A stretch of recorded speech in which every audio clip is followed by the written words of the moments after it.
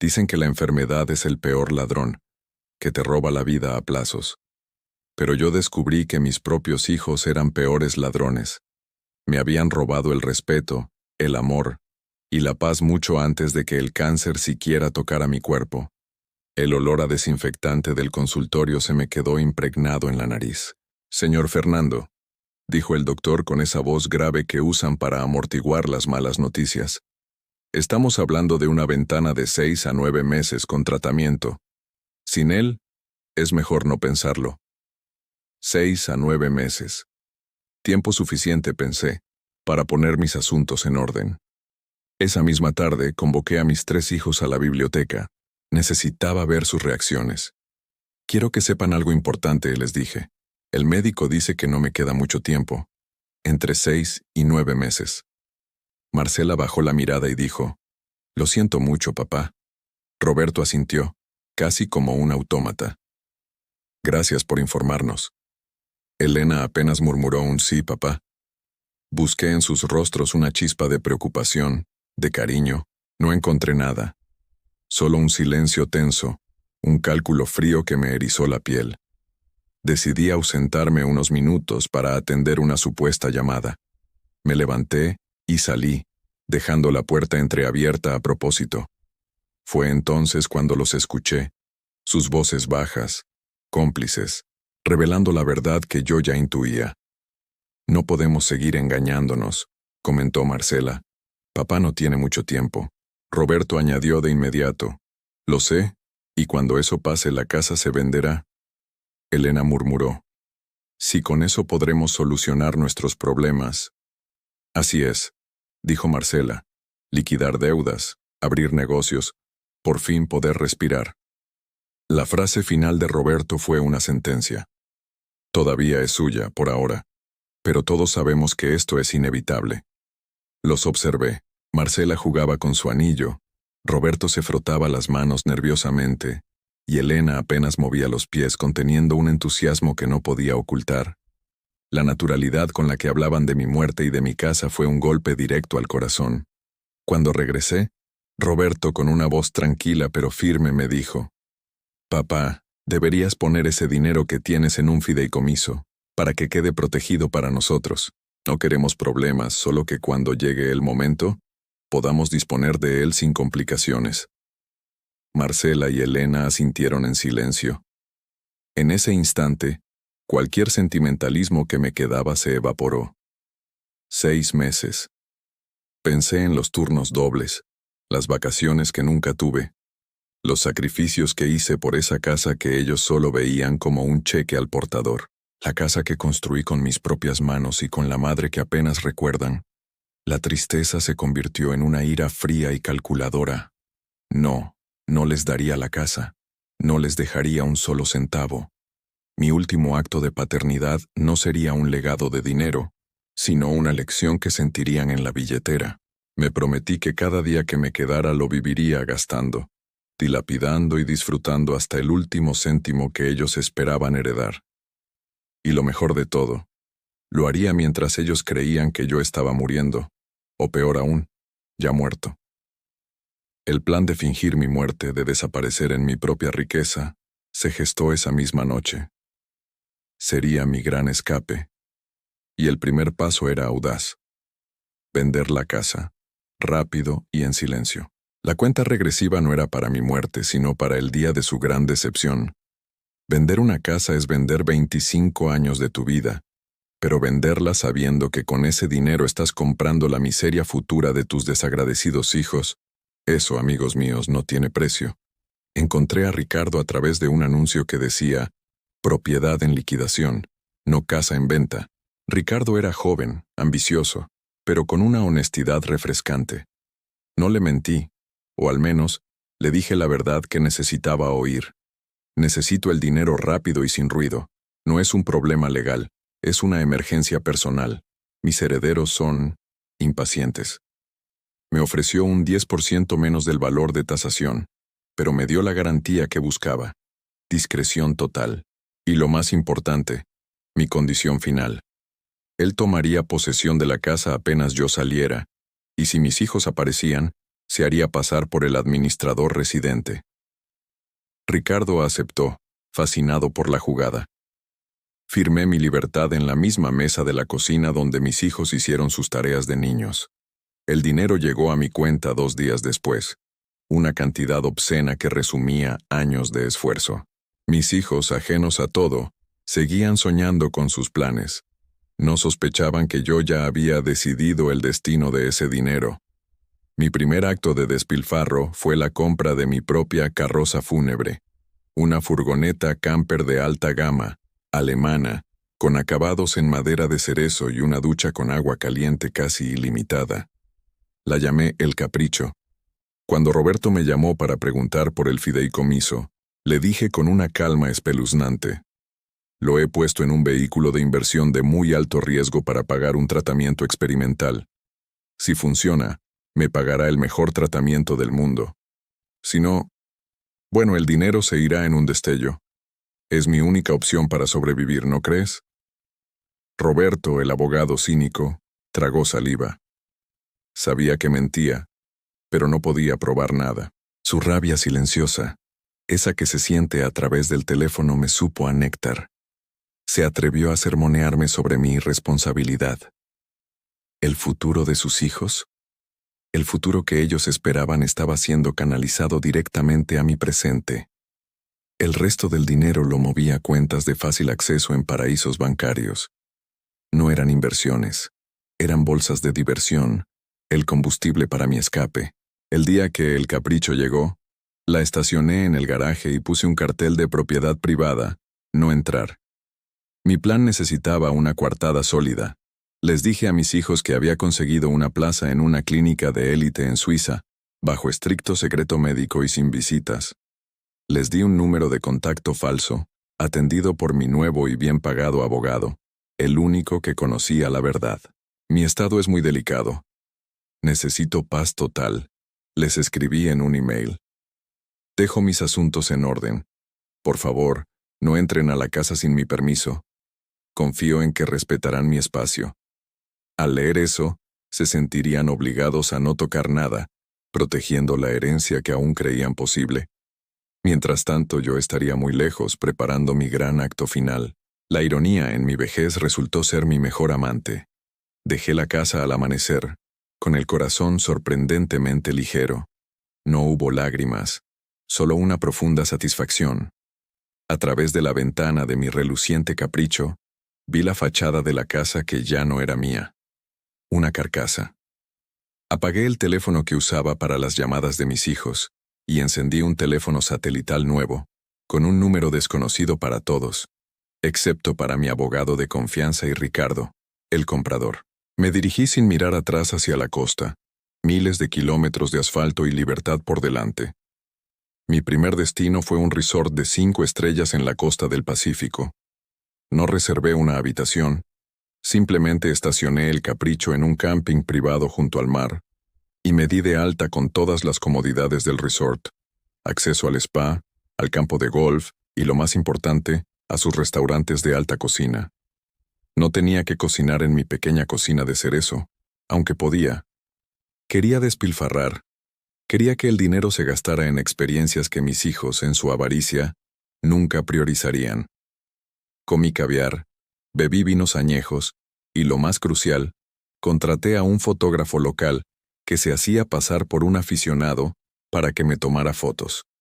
Fotos que eran puras bombas de frustración. Abrí una nueva cuenta en redes sociales y la dejé lo suficientemente expuesta para que mis hijos, en su compulsiva necesidad de monitorearme, la encontraran. Publiqué las fotos, yo con una copa de vino, bronceado y sonriente, con la leyenda: la terapia alternativa es cara, pero funciona de maravilla. Una foto de un plato con trufas negras. Mi nueva dieta es exquisita.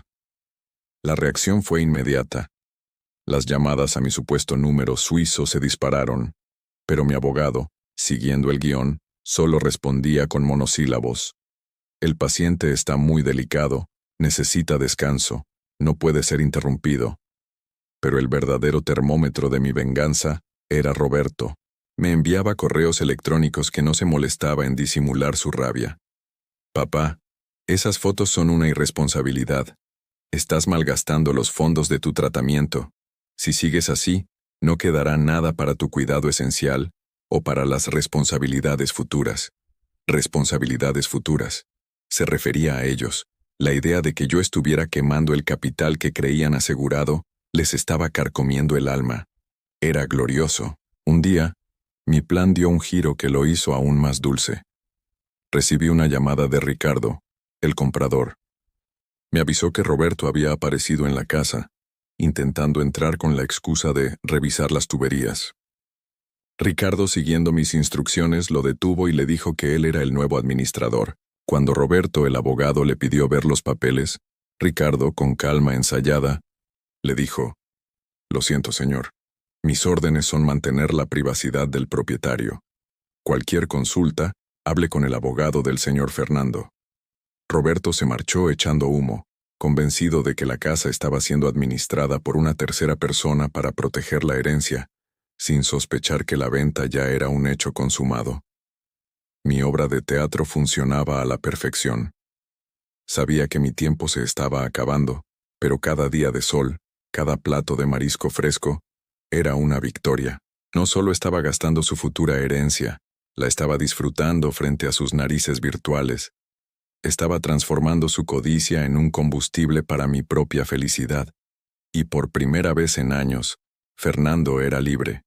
Libre de hipotecas, de obligaciones, y sobre todo, libre de hijos ingratos.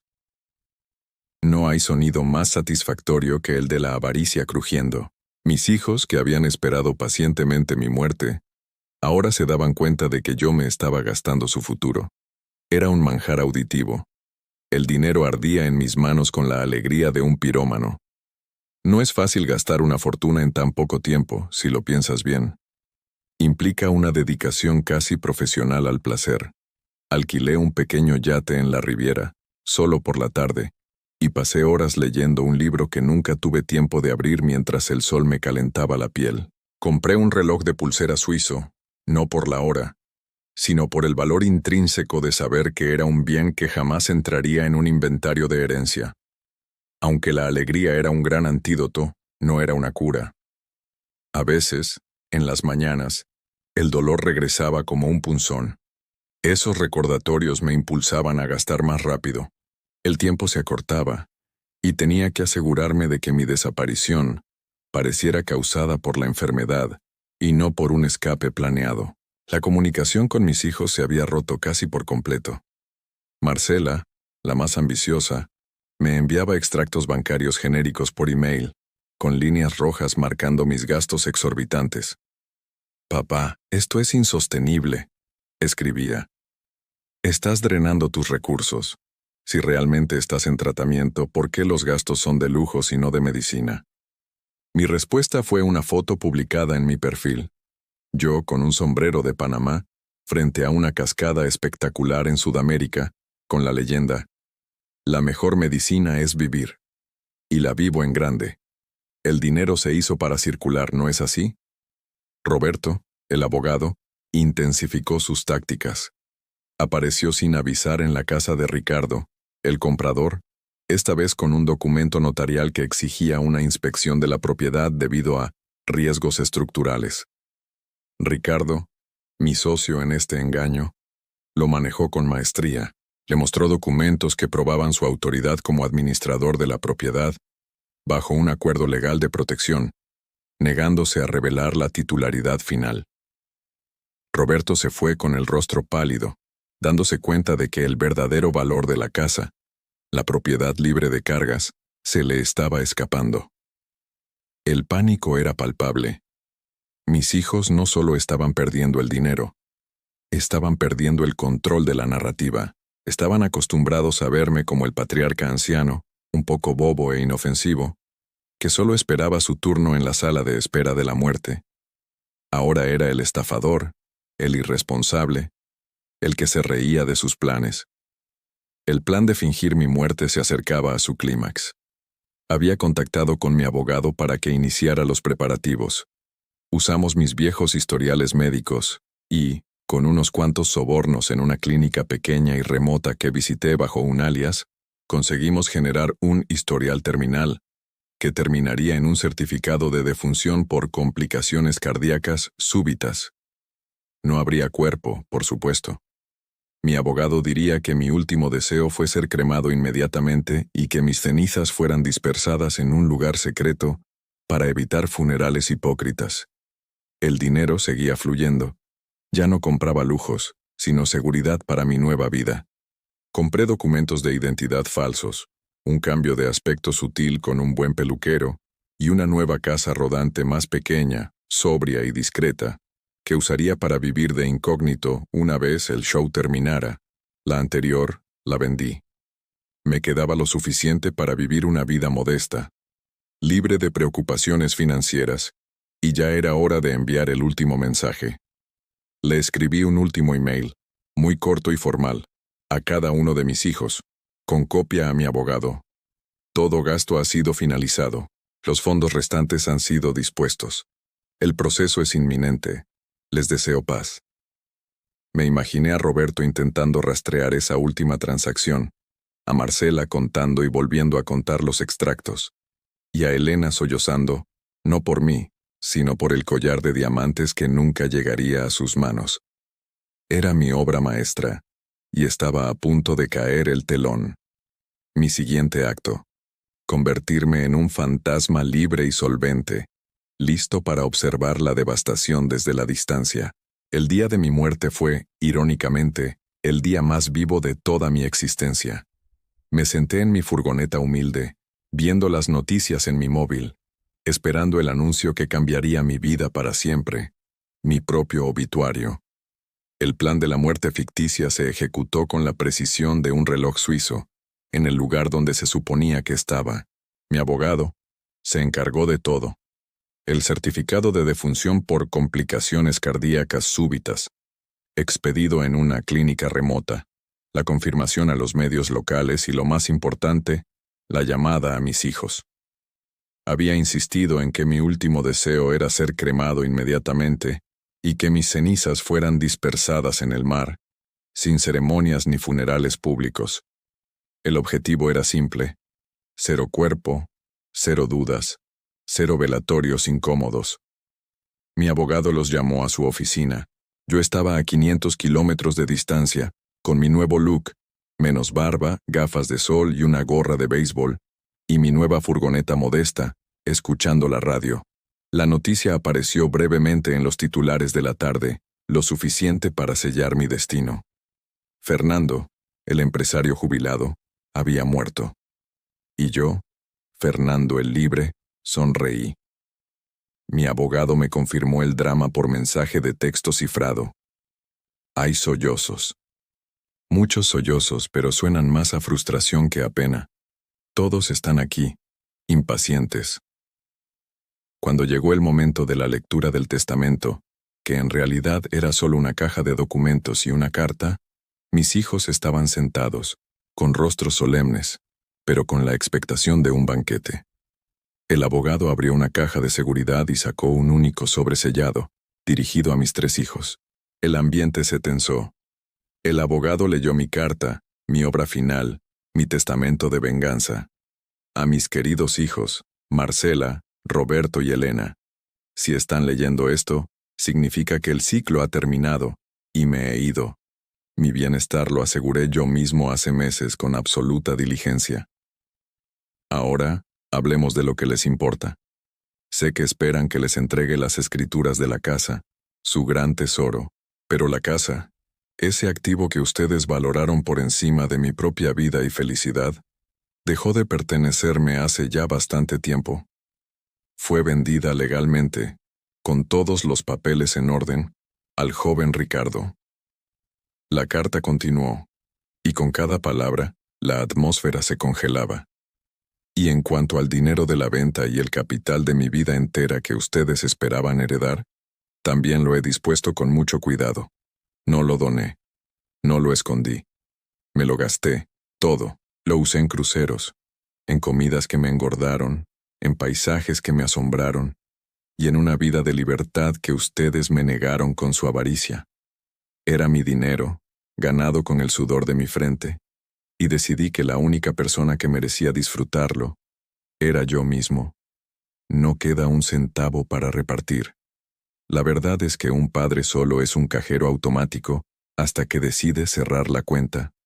Así que, mi herencia para ustedes es simple y clara, nada en absoluto. Espero que en el vacío que les dejo, encuentren una lección sobre el valor de un padre en vida.